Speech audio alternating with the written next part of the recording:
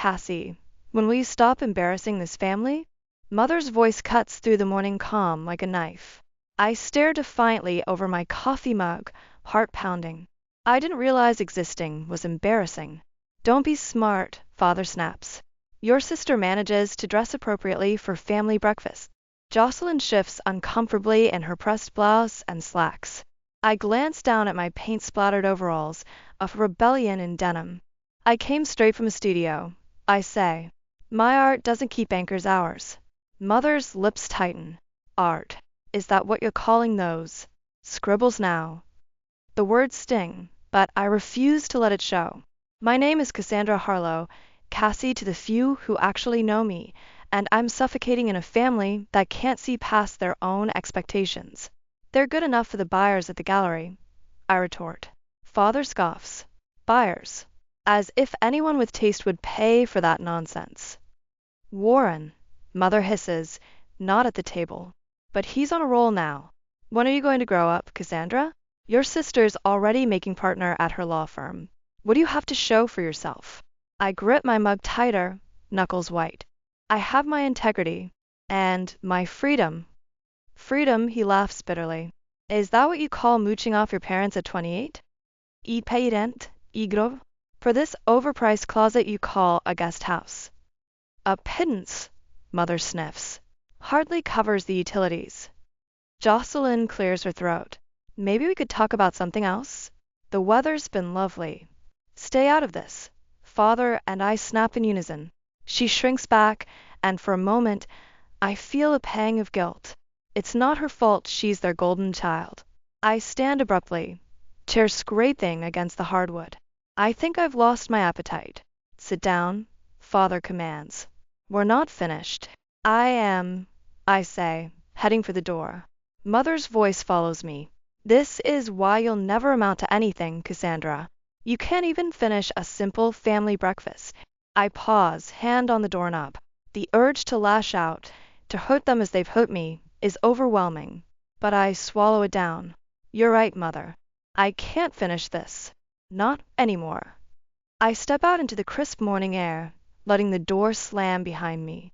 The manicured lawn of the main house stretches before me, a perfect facade hiding the rot beneath. I stride across it, grass staining my bare feet. My phone buzzes. A text from Jocelyn. I'm sorry. They shouldn't have said those things. I ignore it, shoving the phone back in my pocket. Her pity is almost worse than their scorn. The guest house, my prison for the past year, looms ahead. I'd moved back in after a bad breakup and an eviction notice, swallowing my pride for what I'd thought would be a few months at most. Now it feels like quicksand slowly pulling me under. Inside, I survey the cramped space. Canvases line the walls, splashes of color defying the beige monotony my parents prefer. My latest piece sits on the easel, an abstract swirl of reds and blacks, emotion made visible. I grab my battered suitcase from the closet and start throwing clothes in haphazardly. Enough is enough. I can't keep suffocating here, trying to fit into a mold that was never meant for me. A knock at the door interrupts my frenzied packing. Cassie. It's Jocelyn. Can we talk? I hesitate, then open the door. She takes in the suitcase, eyes widening. You're leaving? I have to. I say. I can't do this anymore, Jose. She nods slowly. I understand. But where will you go? I laugh, a bit hysterically.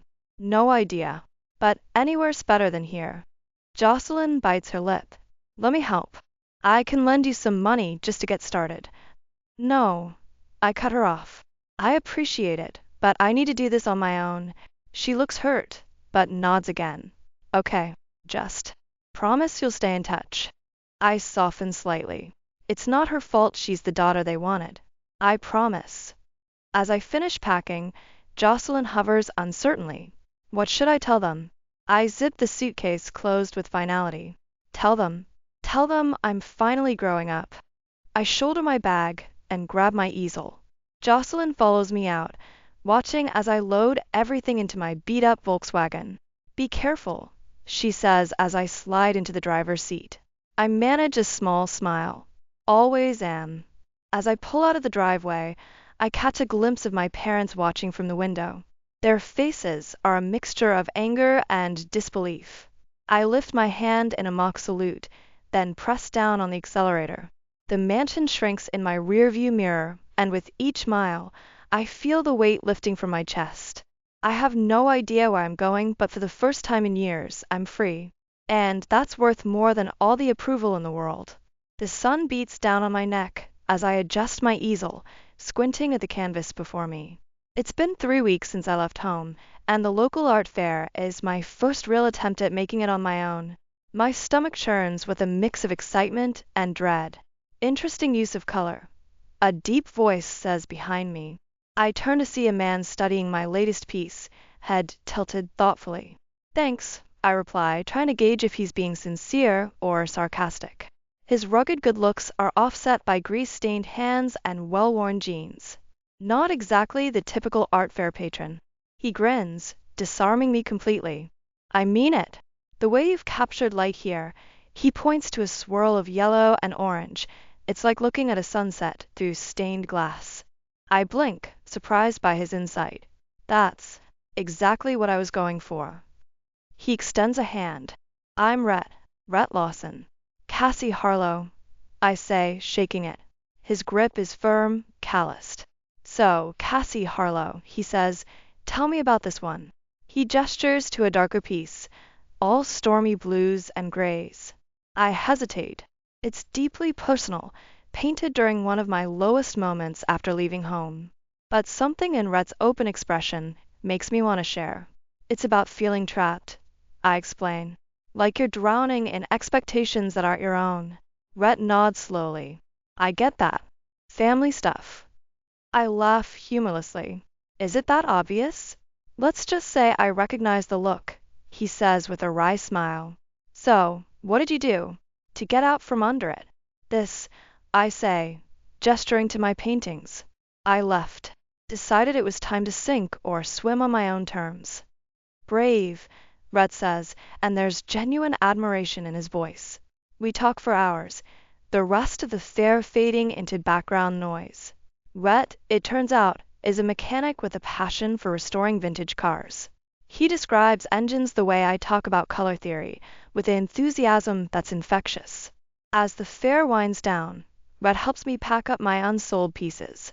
So, he says casually, I was thinking of taking a drive up the coast tomorrow. There's this great little seafood shack about 2 hours north. Want to come? I hesitate. It's impulsive, maybe even reckless. But isn't that what I wanted when I left home? To take chances, to live freely? You know what? Yeah, I say, surprising myself. I'd love to. Rhett's face lights up. Great. I'll pick you up at 10. The next morning, I'm waiting outside my cheap motel room when Rhett pulls up in a gleaming 1967 Mustang convertible. My jaw drops. You like? He asks, patting the hood affectionately. It's gorgeous. I breathe, running a hand along the smooth paint. Restore her myself, Rhett says proudly. Hop in. We cruise up the coast, wind whipping through my hair. Rhett keeps me laughing with stories of disastrous first dates and entitled customers. For the first time in years, I feel truly relaxed. The seafood shack lives up to Rhett's praise. We devour fresh crab cakes and clam chowder at a weathered picnic table overlooking the ocean. So, Rhett says, wiping his mouth, what's next for you? After the fair, I mean. I shrug, suddenly self-conscious. Honestly, I have no idea. I've got enough saved to last a couple months. But after that, I trail off, the reality of my situation sinking in. Rhett nods thoughtfully. You know, my mom runs this little gallery in town. Nothing fancy, but she's always looking for fresh talent. Want me to put in a word? I stare at him, torn between gratitude and pride. That's really kind of you, but I don't want charity. It's not charity, Rhett insists. Your work is good, Cassie. Really good. Mom's got a great eye. If she likes what she sees, it's because you deserve it. I bite my lip, considering. It's a lifeline, a chance to actually make this crazy dream work. Okay, I say finally. If she's interested, I'd love to meet her. Rhett grins. Great. I'll set it up. As we drive back, the sun setting in a blaze of color that puts my paintings to shame, I feel a spark of hope ignite in my chest. For the first time since I left home, the future doesn't seem quite so daunting. We pull up to my motel, and Rhett kills the engine. There's a moment of charged silence. I had a really great time today, I say softly. Me too, Rhett replies. He leans in and I meet him halfway. The kiss is gentle, tentative at first, then deepens. When we finally break apart, we're both a little breathless. So, Rhett says, a mischievous glint in his eye, what do you say we make this a regular thing? The road trips, I mean, he adds hastily. Although, the kissing part was pretty great too. I laugh, feeling lighter than I have in years. I'd like that, I say. Both parts. As I watch Rhett drive away, I realize I've taken my first real step towards independence. It's terrifying and exhilarating all at once. Whatever comes next, I know I'm ready to face it head on. The sun dips below the horizon, painting the sky in brilliant shades of orange and pink. Rhett and I sit on a checkered blanket, the remains of our picnic scattered around us. 6 months have passed since that first road trip, and every day has been an adventure.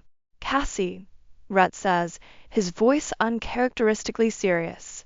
These past months have been the happiest of my life. I turn to him, smiling. Mine too. He takes a deep breath, reaching into his pocket.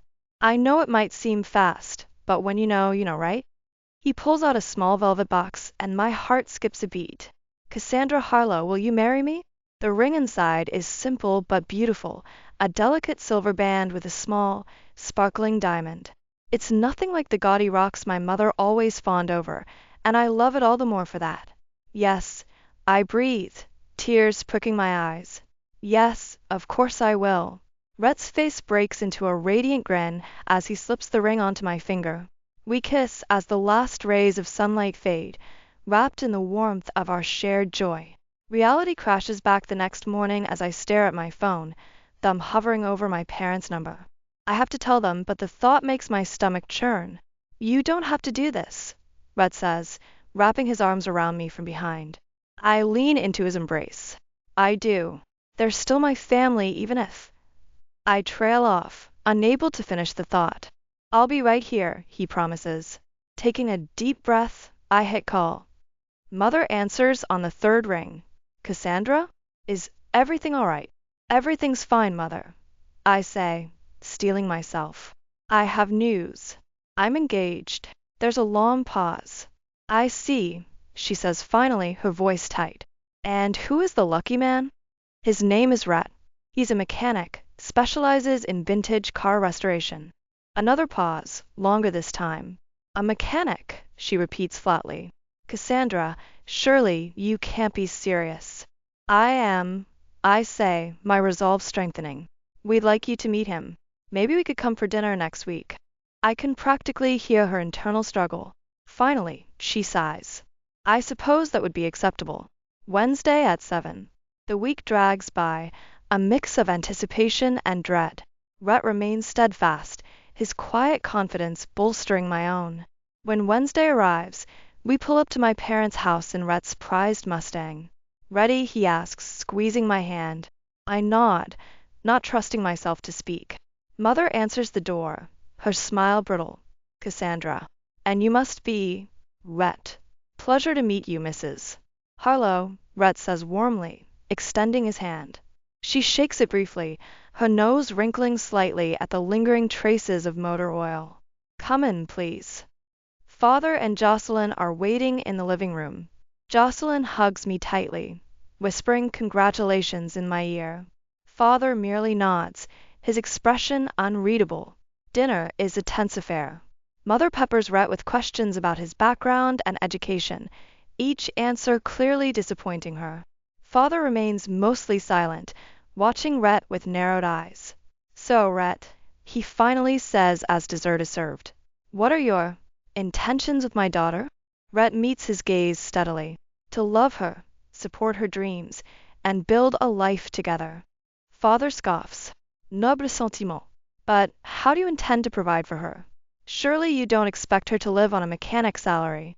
Dad, I interject, anger flaring. I can provide for myself. My art. Your art. He cuts me off dismissively. Cassandra, it's time to be realistic. This dalliance has gone on long enough. Dalliance. I repeat, incredulous. We're getting married.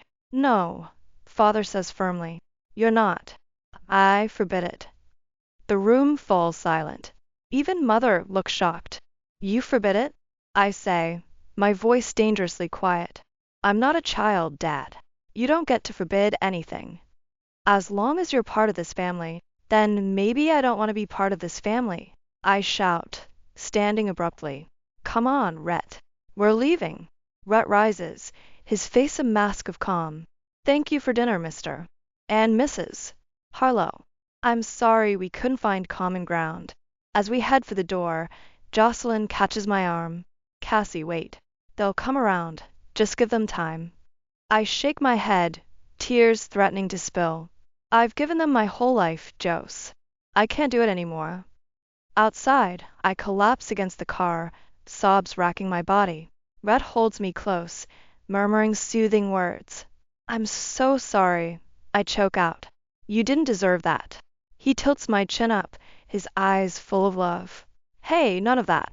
I knew what I was signing up for, remember? We're in this together. As we drive away, I feel a strange mix of grief and liberation. The bridge to my old life is burning, but ahead lies a future full of possibility, one I get to shape with my own hands. So, Rhett says, a hint of his usual humor returning. Wanna elope?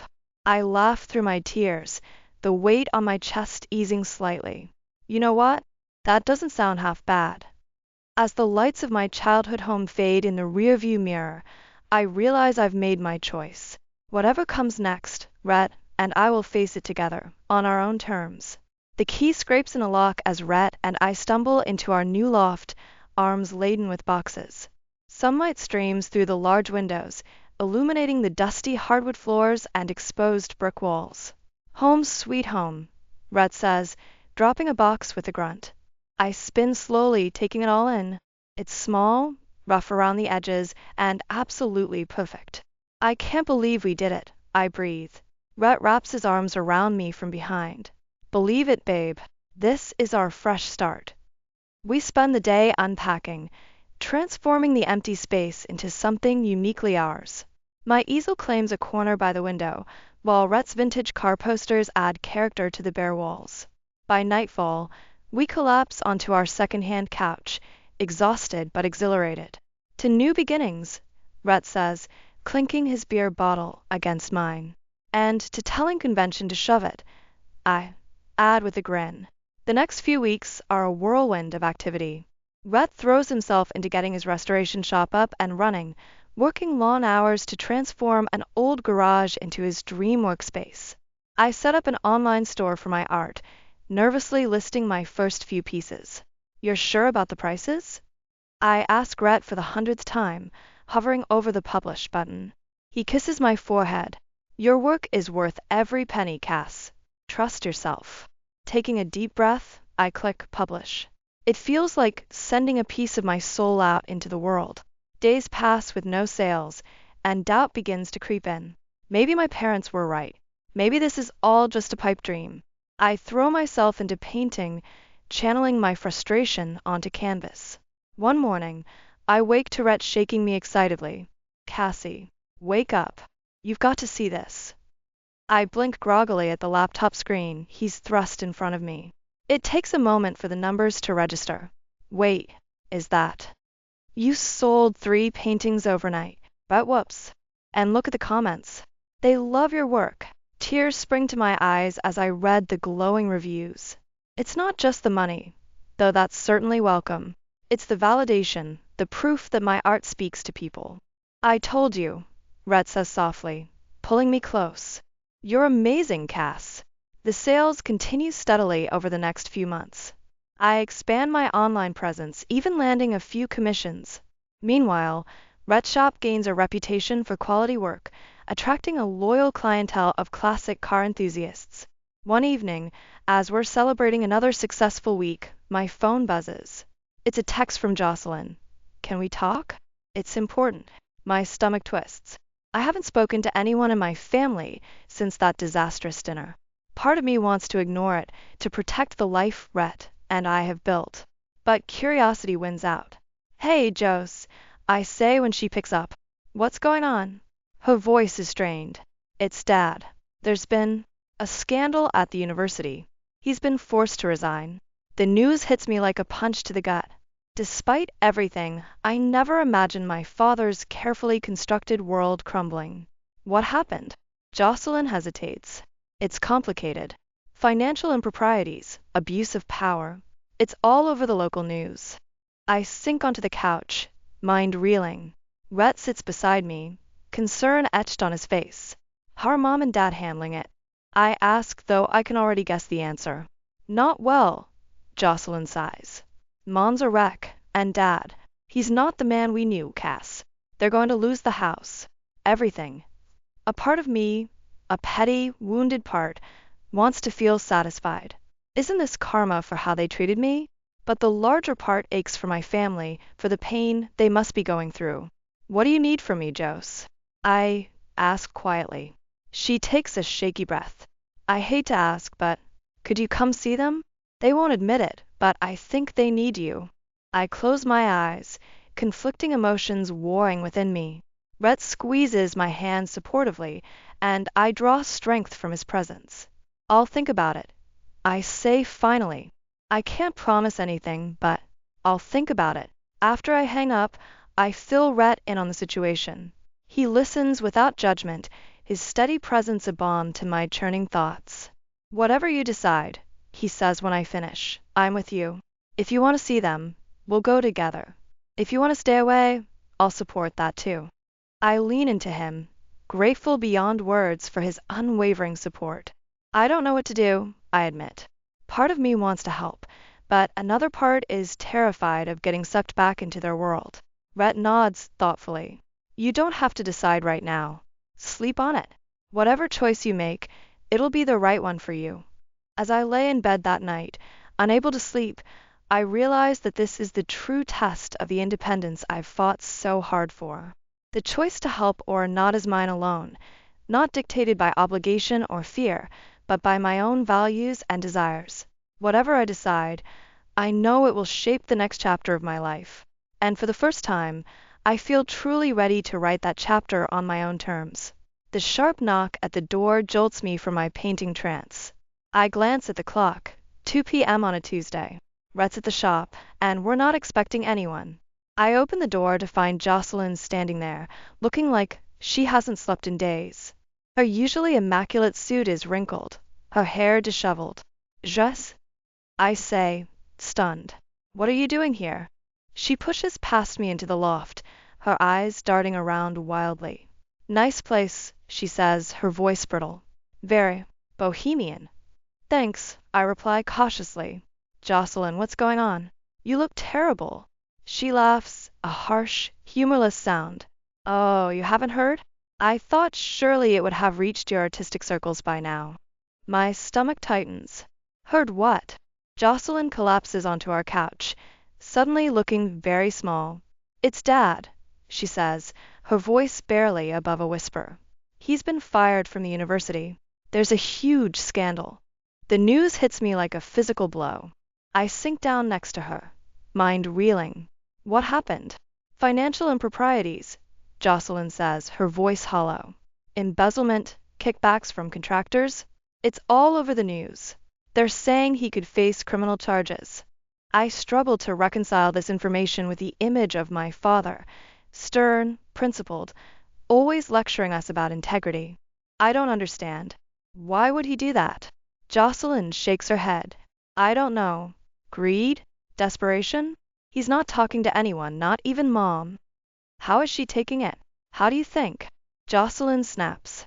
Her whole world is crumbling. The country club set she was so desperate to impress? They've all turned their backs on her. We're going to lose the house, Cassie. Everything. The weight of it all settles on me. Despite everything, a part of me aches for them. I'm so sorry, Jose. Is there anything I can do? She looks at me, eyes suddenly sharp. Actually, yes. That's why I'm here. I tense, sensing what's coming. They need help, Cass, Jocelyn pleads. Financial help. I've done what I can, but with the legal fees and everything else, it's not enough.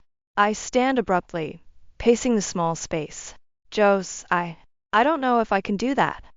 Can't or won't, she challenges. Both. I explode. Do you have any idea what it's been like, building this life from scratch? Every penny I make goes back into my art or our living expenses. And even if I could afford it, after everything they've put me through, Jocelyn's eyes flash. So that's it? You're just going to abandon them when they need you most. Abandon them? I repeat incredulously. Like they abandoned me when I chose to follow my passion? When I fell in love with someone they deemed unworthy? That's different, Jocelyn argues weakly. Is it? I counter. They made their choices, Jose, just like I made mine. We glare at each other, years of unspoken resentment bubbling to the surface. Finally, Jocelyn deflates. I'm sorry, she says softly. I shouldn't have come here demanding things. I don't know what to do, Cass. I feel like I'm drowning. My anger fades, replaced by a complicated mix of empathy and wariness. I sit back down, taking her hand. I get it. Really, I do. But I can't just write a check and make this all go away. Jocelyn nods, looking defeated. I understand. I should go. As she stands to leave, a thought strikes me. Wait, I say. I can't give you money, but maybe I could talk to them? Try to help them figure out their next steps. Hope flickers in Jocelyn's eyes. You do that. I take a deep breath, steeling myself. Yeah, I think I need to, for my own closure if nothing else. Jocelyn hugs me tightly. Thank you, Cass. You have no idea what this means. After she leaves, I sink back onto the couch, emotions swirling. When Rhett comes home, I fill him in on everything. Wow, he says when I finish. That's a lot to process. How are you feeling about it all? I laugh humorlessly. Honestly, I have no idea. Part of me wants to help them, to be the bigger person. But another part is scared of getting sucked back in. Rhett finishes. I nod, grateful for his understanding. He pulls me close. Whatever you decide, I'm with you. But Cass, don't let guilt drive your choices. You've worked too hard for this life to throw it away out of obligation. I lean into him, drawing strength from his steady presence. I know. I think I need to see them, to understand what happened, and maybe find some closure. But I'm not going to sacrifice everything we've built. I can't. Rhett kisses my forehead. That sounds like a good plan. Want me to come with you? I consider it, then shake my head. No, I think this is something I need to do on my own. But thank you for offering.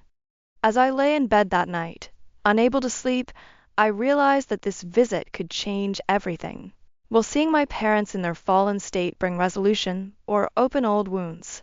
Can I find a way to help without compromising my own hard-won independence? Whatever happens, I know this confrontation has been a long time coming, and for better or worse, it will shape the next chapter of all our lives. The elevator creaks ominously as it ascends to the 5th floor of a rundown apartment building. I take a deep breath, steeling myself for what's to come. The doors open, revealing a dimly lit hallway with peeling wallpaper. This is a far cry from the pristine mansion I grew up in. I find the right door and knock, my heart pounding.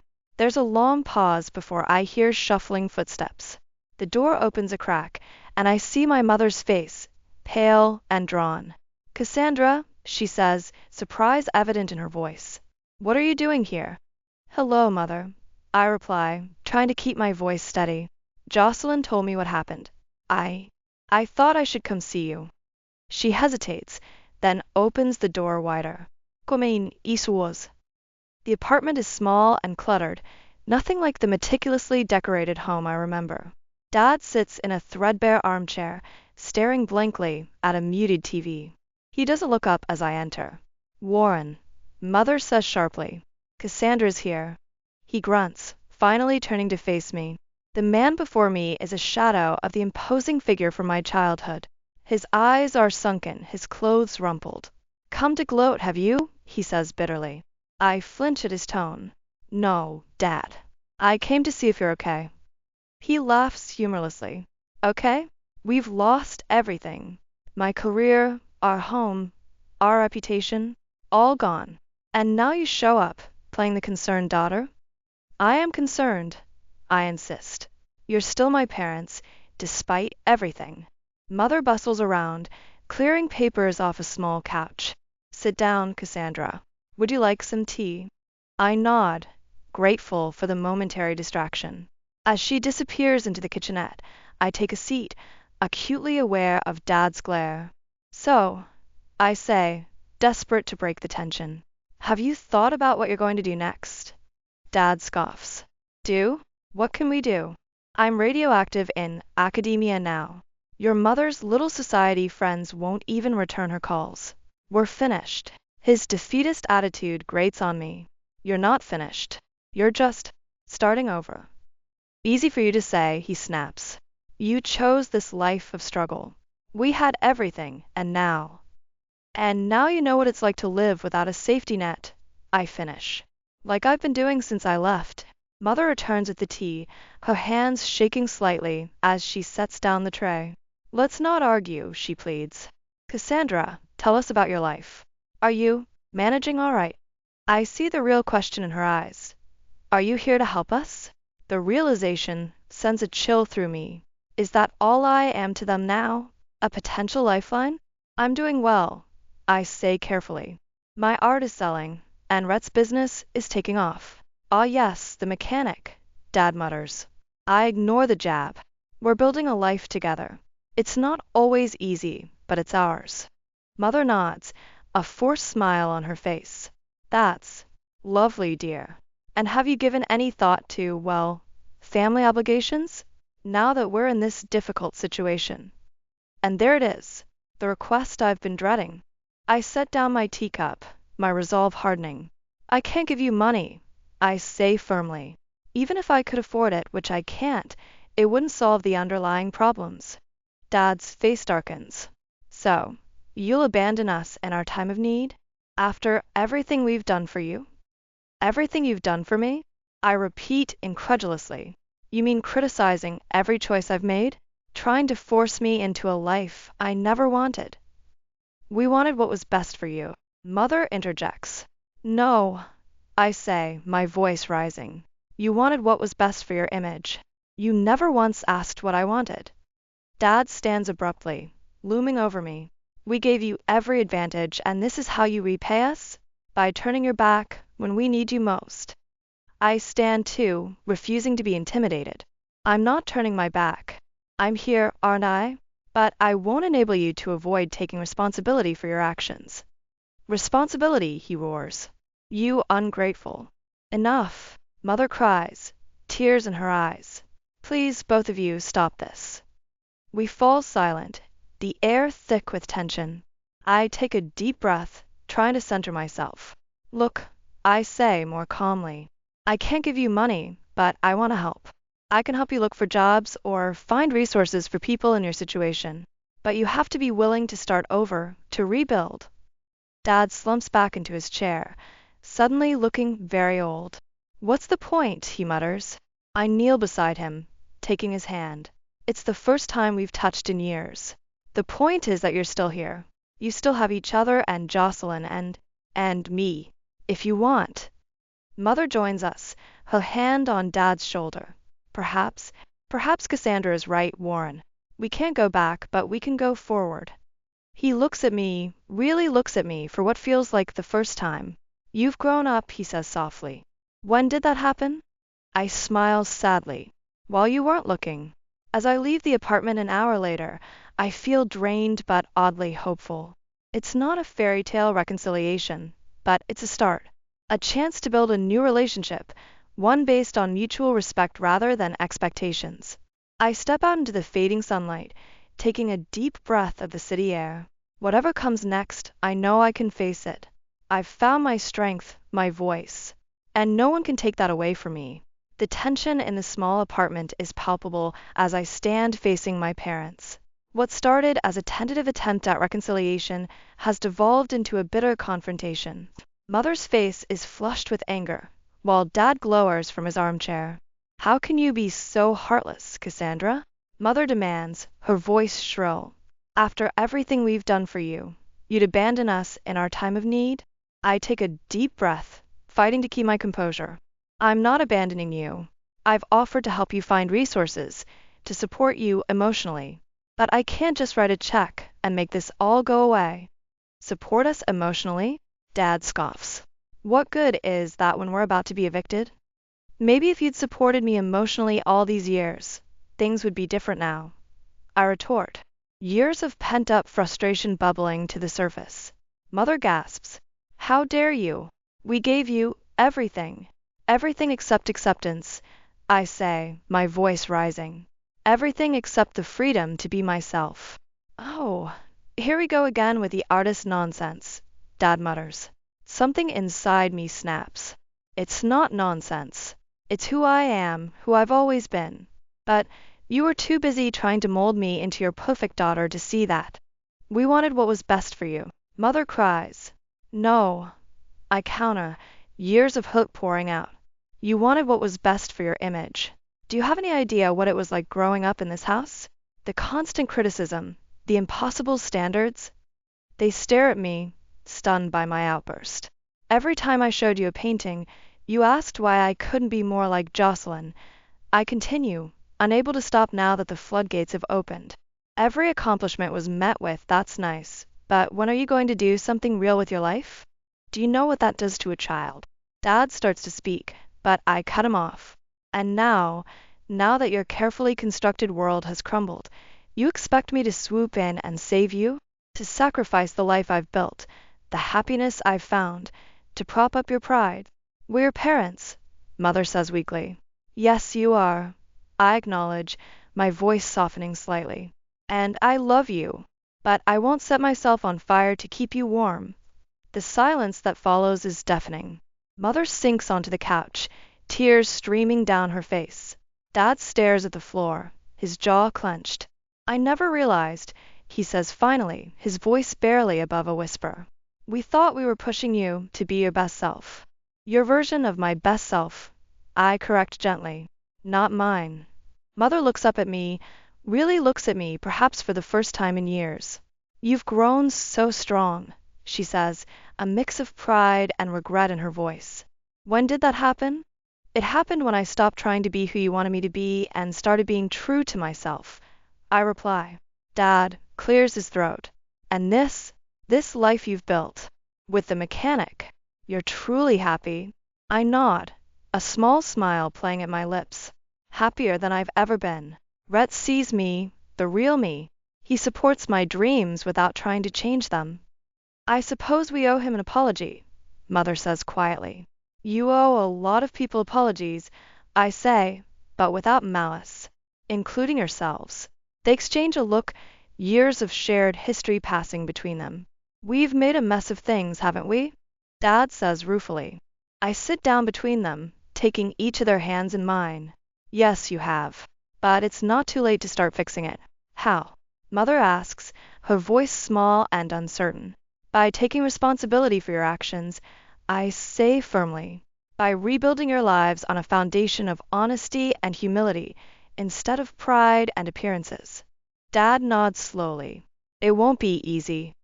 No, I agree. It won't. But I'll be here to support you if you'll let me. Not financially, but as your daughter. As someone who loves you, flaws and all. Mother squeezes my hand. We don't deserve your forgiveness. Maybe not, I say. But I'm offering it anyway. Because that's who I am, the person I've become despite everything. For the first time in years, I see a glimmer of genuine pride in their eyes, not for what I've accomplished, but for who I am. We have a lot to learn from you, Cassandra, Dad says softly. I stand, feeling lighter than I have in years. It's not too late to start. As I leave the apartment, I feel a sense of closure I never thought possible. The road ahead won't be easy for any of us, but for the first time I feel like we might be able to walk it together as equals.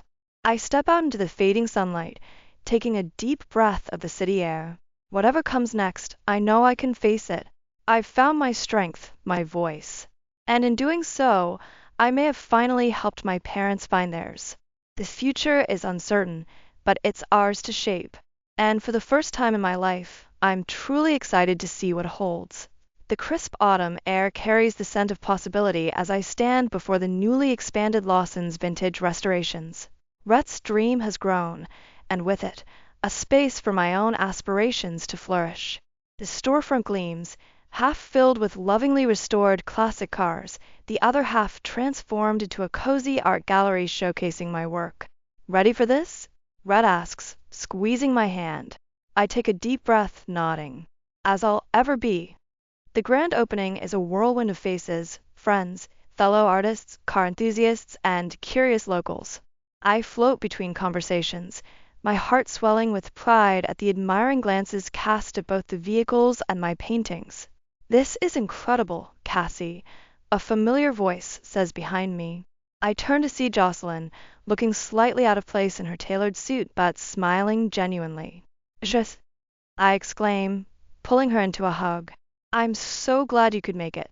She steps back, taking in the gallery. I wouldn't have missed it. Your work, it's beautiful. I never really understood before, but now I see what you've been trying to tell us all along. Her words bring unexpected tears to my eyes. Thank you. I manage. That means more than you know. Jocelyn's expression turns serious. Listen, I wanted to apologize. For everything. For not standing up for you more, for buying into Mom and Dad's expectations. I shake my head, cutting her off. You don't need to apologize. We were both just trying to survive in that house, in our own ways. She nods, looking relieved. How are they doing? Mom and Dad, I mean. I know you've been in touch more than I have lately. I consider my words carefully. They're trying. It's not easy, but they're making an effort to rebuild their lives, to see things differently. Dad's even talking about volunteering at a community college, teaching a night class. Wow, Jocelyn says, clearly surprised. That's not what I expected. Me neither, I admit. But I think losing everything forced them to reevaluate what really matters. Our conversation is interrupted by Rhett's mother, Evelyn, bustling over with a tray of champagne flutes. Girls, you must have a toast. This is a celebration after all. We accept the glasses, and Evelyn pulls me into a warm hug. I'm so proud of you both, she says, her eyes shining. You've built something truly special here. As she moves on to mingle with other guests, Jocelyn raises an eyebrow. She seems lovely. She is, I say, a wave of gratitude washing over me. She's been more of a mother to me these past few years than I trail off, not wanting to reopen old wounds. Jocelyn nods in understanding. I'm glad you found that support, Cass. You deserve it. The evening progresses, a steady stream of well-wishers and potential clients flowing through the doors. As things begin to wind down, Rhett joins me by my favorite painting, a swirling abstract that somehow captures both the freedom of the open road and the comfort of coming home. Quite a night, huh? He says, wrapping an arm around my waist. I lean into him, exhausted but elated. It's more than I ever dreamed possible. He kisses the top of my head. You made it happen, Cass. Your talent, your determination, that's what brought us here. We made it happen, I correct him. I couldn't have done any of this without you believing in me. As the last guests trickle out, Jocelyn approaches us again. I should get going, she says. But before I do, Mom and Dad asked me to give you this. She hands me an envelope. With trembling fingers, I open it to find a card. Inside, in my father's precise handwriting, is a simple message. Cassandra, we are so proud of the woman you've become and the life you've built. We were wrong to try to change you, and we're sorry it took us so long to see that. If you're willing, we'd like to start over, to get to know the real you, and to be the parents you always deserved. With love and admiration, Mom and Dad. Tears blur my vision as I pass the card to Rhett. He reads it silently, then pulls me close. What do you think? He asks gently. I take a shaky breath. I think it's a start. A real one, this time. Jocelyn smiles, looking relieved. They really mean it, Cass. They've changed, or at least they're trying to. I nod, a complex mix of emotions swirling within me. Tell them. Tell them I'd like that. To start over. As Jocelyn leaves, Rhett and I stand in the quiet gallery, surrounded by the fruits of our labor and love. So, he says, a mischievous glint in his eye. What's next for us, Cassandra Harlow soon-to-be Lawson?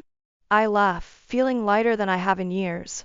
I don't know exactly, but for the first time in my life, I'm excited to find out. We step outside, locking up our new shared space. The street is quiet, the city winding down for the night. But for us, it feels like a new dawn. As we walk hand in hand towards our loft, I realize that this moment, this life we've built, is the masterpiece I've been working towards all along. It's not perfect, it's not what anyone else planned for me, but it's beautifully, authentically mine. And that I now know is worth more than all the approval in the world.